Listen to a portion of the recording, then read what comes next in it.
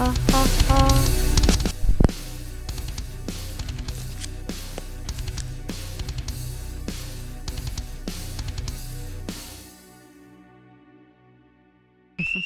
Hey YouTube, t'entends ça? Le calme, la sérénité, la vie en famille. Oui. Ok. Voilà. YouTube, petite vidéo. Bon, je suis là à écouter les petits oiseaux et à me demander comment on pourrait essayer de répondre aux questions de Radio Goulag. Faut-il enfermer l'humain pour son bien? Si on compare la vie avec un début, une fin, et donc l'humanité un peu comme une enfance de conscience, j'ai tendance à penser que de laisser l'individu apprendre de ses erreurs, c'est la meilleure solution que de essayer de l'empêcher de faire ses erreurs. Après, tout est dans une sorte de balance bénéfice-risque. Malheureusement, je crois qu'on a bien merdé là, par rapport à la taille de l'erreur. L'enfermer, protéger notre planète elle survivra malgré tout ce qu'on peut essayer de faire. Surtout ce qu'on peut faire nous pour se protéger de nous-mêmes. C'est dur. La taille de l'erreur, c'est le principe du parc. Le bébé, on le met dans le parc pour qu'il s'amuse, qu'il joue tranquille. Tout à l'heure, t'entendais mes enfants crier, ils étaient en train de faire un foot, tout va bien.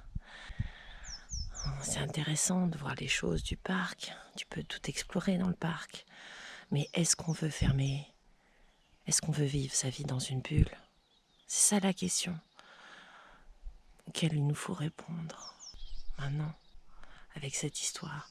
C'est un peu comme la multitude de ces feuilles. Chacune peut s'orienter en son libre arbitre, j'imagine. Elle est quand même commandée par l'arbre. Elle peut s'orienter dans une certaine limite, selon un certain point de vue. Mais elle reste attachée.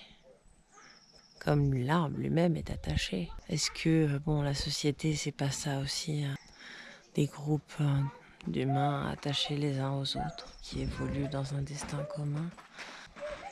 Là, le destin, c'est d'être enfermé. Quand tu vois pas ça de tes propres yeux, tu perds tellement. Déjà, selon le débit, la qualité des vidéos sur YouTube, laisse tomber.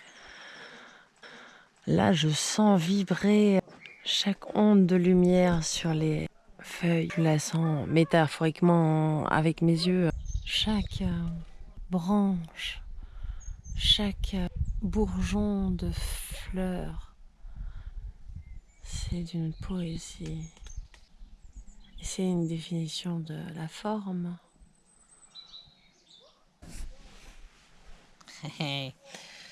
Je te disais, être enfermé au final, c'est d'être contraint d'élargir ton corps physique avec ton lieu de domicile en fait. Ouais, tu pensais pas. Sauf si vraiment tu as une excuse pour te déplacer. C'est le déplacement est devenu en fait un mobile. Il faut travailler, avoir un chien ou apprendre, je sais pas.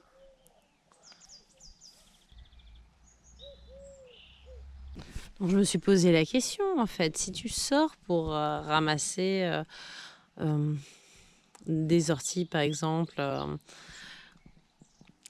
est-ce que tu as une autorisation produit de nécessité, puisqu'au final tu les achètes pas, mais au final c'est quelque chose que tu vas consommer et dont tu as besoin. Bref, c'est agréable de ramasser ce qu'on mange. Ça a un côté très jouissif de pouvoir se débrouiller, savourer ce qui t'entoure, retransformer les limites de la sienne. Voilà, consommer, détruire, manger, ramasser, tuer. Il y a un côté de détruire pour continuer à se nourrir soi-même. J'ai la dalle sur les nuages qui passent Sur le vent qui les pourchasse, sur l'azur qui les remplace, j'écris ton nom. Sur le pin de la montagne, sur l'olivier de la Balagne, sur les sentiers de campagne, j'écris ton nom. Sur le genêt couleur d'or, sur la fleur qui vient d'éclore, sur le maquis à l'aurore, j'écris ton nom. Sur ton village désolé, sur tes volets refermés, ces ruelles abandonnées, j'écris ton nom. Sur le voile de la dignité, malgré l'existence brisée de ce printemps endeuillé, j'écris ton nom. Sur les espoirs de la vie, sur tout ce bonheur promis, sur ce malheur qui nous meurtrit, j'écris ton nom. Je voulais écrire ton nom et du coup, je voulais partager avec toi une petite production des jeunes de Balagne pour le décès tragique de l'un d'entre nous. Voilà, liberté. T'entends le coucou, le hibou. Ouh. Qu'est-ce que c'est agréable ces petits oiseaux. Ouh. Merci, n'hésite pas à partager, à mettre un j'aime, un petit cœur dans tes commentaires. Et puis sinon, crache ta rage, vas-y. Anyway,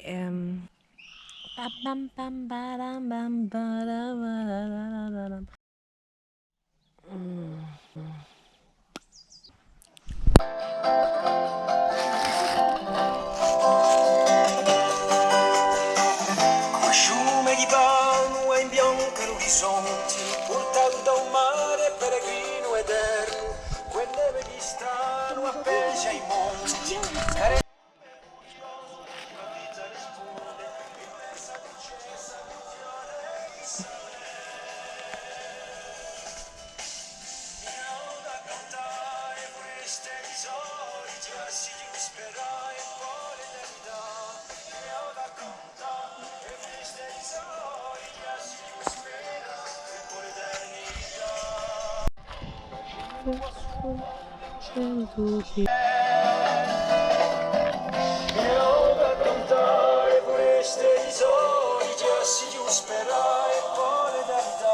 Me voglio gonzare.